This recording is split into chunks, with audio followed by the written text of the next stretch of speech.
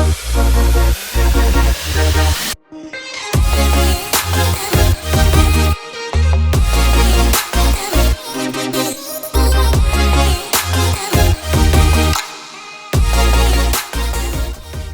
guys, what's up? Welcome to Growing in Love and Marriage. My name is Bipelo.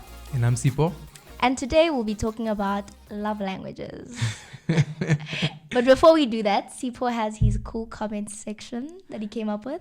Yeah, so we're just going to read 2 comments from the How We Met video. Thanks a lot for the engagement, the likes, the subscribes, the sharing of the video.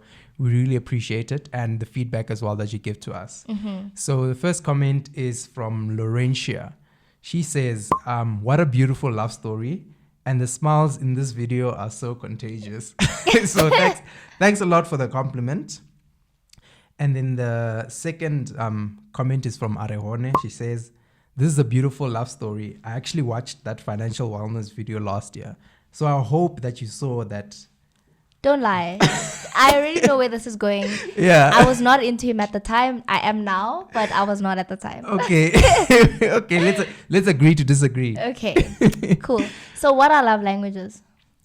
So I think love languages is basically how one wants to receive love. So it's basically a way of communicating love to someone. Yeah. So it's not like saying my love language is French just because I like listening. I like hearing someone speaking French to me. It's about how you actually want to receive love. So it's a way of communicating your love for the other person. Yes. So it's about how one receives love and how one gives love as well. Because sometimes it's different. How you receive love is not necessarily how you give your love to someone else. Yeah. So it's actually a book written by Dr. Gary Chapman. On the love languages, and we did the test when we first met. I had already done the test before. Yeah. In the talking stages. I think it was you who made us do that thing. Yeah. So I had already done the test. There's a test available online. Yeah. We'll put the link on the description down below so you can take the test, and you and your partner or even your parent or even your child, you can love them better in the way that they want to receive love, right? Because sometimes I think the difficulty with someone not feeling loved by you is not necessarily that you don't love them, but it's that you're not expressing it in the way that they themselves want to receive it. And Sipo and I have different love languages, actually. Yeah. But the way he communicates his love to me is not the way he wants to receive his love. Yeah. It's the way I want to receive it, right? Yeah. So there are 5 love languages. Yeah. And what's the first one? Quality time. Mm-hmm. Second one. Words of affirmation. And then physical touch. Mm-hmm. Acts of service. And then gifts. Oh yeah, receiving gifts. Yeah. So we did the test, and my first one. Okay, wait. Let's explain all 5 of them actually. Yeah. So the first love language is quality time, and basically this person is someone who receives love by you spending time with them. So this person typically likes experiences. So like going out with them, or undivided attention, you talking to them, asking them how their day was, like no phone zone, not having a phone, just talking, you know? Yeah. And just having a lot of date nights, a lot of experiences, new experiences together. Yeah. And the second one, words of affirmation. I think with this person, they receive or express love through words of, affirming them, like telling them that you love them, telling them that they're beautiful, sending them like a message, like a long message on WhatsApp, sending them like love letters. So they just want to receive words affirming them of, the love that you have for them. Yeah. Yeah.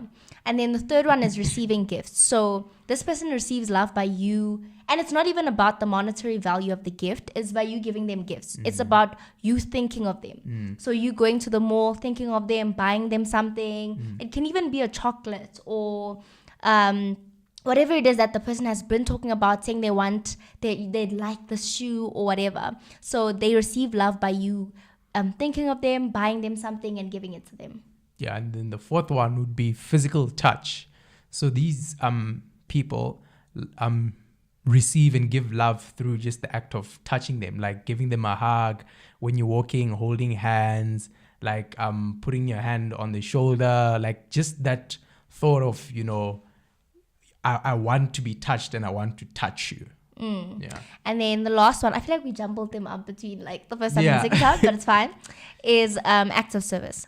And this person receives love by you helping them. So like my mom is acts of service, and like she likes it when she parks the car and I go and I take out things from her car and I bring it in just so that she can go and park the car, you know, and not have to take them out. So it's about making the load easier for them. Yeah.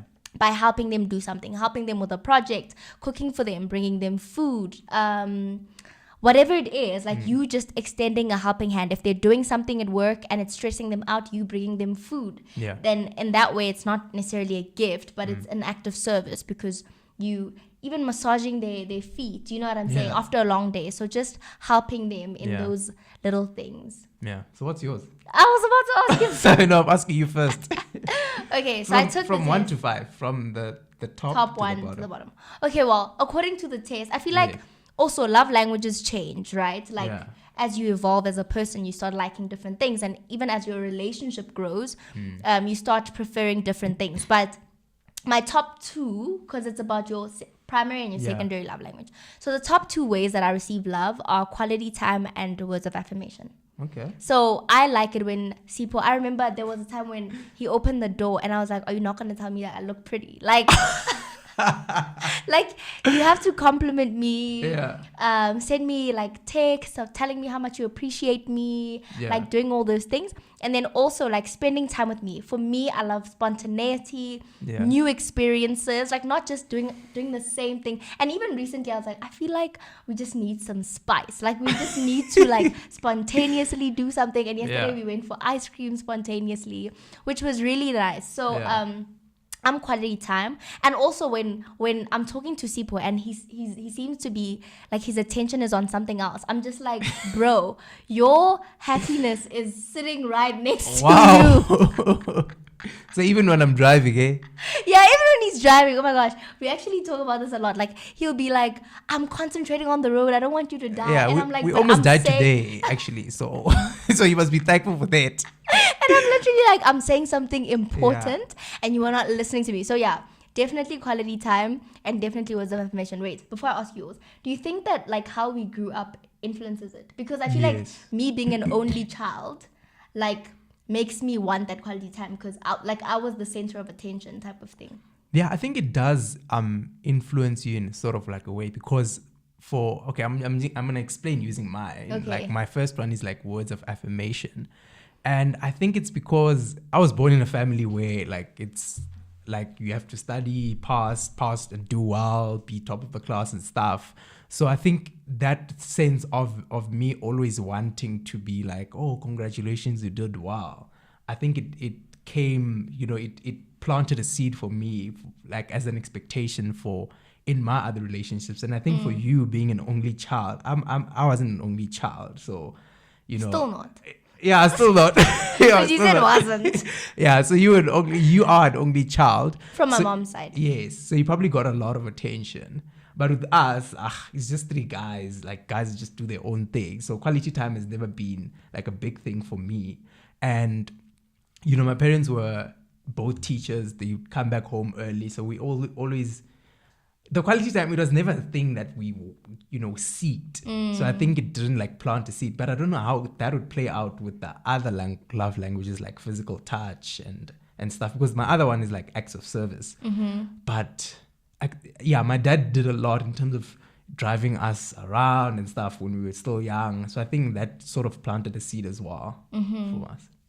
Okay. So how do you receive love through the acts of service from me? From you? I think... when we have this thing on Sundays where like you always wanna like cook, like after we come from church, we chill at my place and then you always wanna cook like a new recipe. That's so nice. Like, the fact that you make, so you make so much effort into, cooking these. I feel like people now know that you like being cooked for. Like that's literally all you talk about in every single video. You're like, I want to be cooked for. Of course. So I think that and the fact that, and actually this is a seed planted when I was younger. Mm-hmm. My mom, so my dad never cooked. Apparently he was a good cook, but I had never seen him cook. Mm-hmm. So that so when she cooked, she dished up for him, right, in a tray and everything, and the water was there. So I was like, and that was like every single day. So so that created an expectation, but the expectation was not like, you know, you have to do this for me. So I think for you, it was just more of like a conversation saying that, oh, that would be nice if you do that. And the fact that you do it is like so nice as an act of service for me. I feel like in the next video we should talk about expectations. Maybe not the next one. Yes, no, definitely. But expectations. like, healthy expectations and stuff. Okay, cool. And then, okay, so my least love language, the last one that I didn't really have, I scored 0 on this one on the test, was physical touch. And I remember it was actually so awkward because in Cape Town when you came, you wanted to hold my hand on Rondebosch Main Road, and I was just like, this is so weird. Like you were literally holding my hand on Rondebosch, and it's just like I feel like students are passing and they're just going, ew, that couple is so like disgusting. Yeah. But so I scored 0, so it took me a while to I was concerned, I was so concerned. I was like, it took me a while to be like, okay, to embrace like physical touch from you, because you're very like touchy even in public and stuff. So it took me a while. Yeah. But I feel like I wouldn't score 0 anymore. It's just that on the test, it's like, would you want to be helped or would you want a hug? And I'm just like, and I think like my first one, words of affirmation. I think we have that weekversary thing that we do. So ever since we started dating, we've sent every Tuesday like a weekversary message, and that's been like over 50 something weeks now. Yeah. Which is so great. Like we haven't missed a single week. So that adds to, you know, that words of affirmation that we have, like, and just complimenting each other. I think we compliment each other a lot as well. Yeah. And what the love languages say is that if you know your partner's love language and then you fill their love tank and they're full, then they can love you well. So sometimes we don't know their love language, so we love them the way that we want to be loved.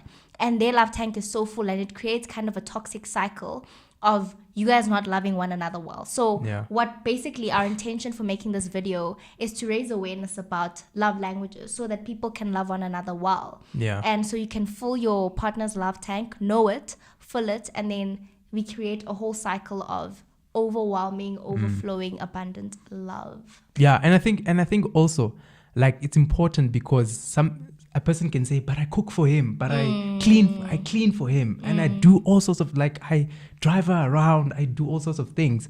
But that person actually doesn't want that. They actually want you to just say you look beautiful. And I think that's a thing in especially in African households where like the woman will be there cooking and stuff. The man will be there providing and stuff. But you're missing the whole point. Just to say you're beautiful. Just tell him you work so hard, and I thank you for that. So I think missing that, I think that's the biggest thing that, you know, that's one of the biggest mistakes that we make. So do take the test and love one another well from then on, and also have the conversation about what your love language is and what your partner's love language is. Yeah. So thank you guys for tuning into this video. We definitely enjoyed talking about this topic. And shout out to Dr. Gary Chapman. Hopefully hopefully he watches this video one day. You know what I'm saying? Yeah. So shout out to him for all this research that he's been doing. We really found it helpful. So thank you guys, and see you on the next video. Bye. Yes, guys. Bye.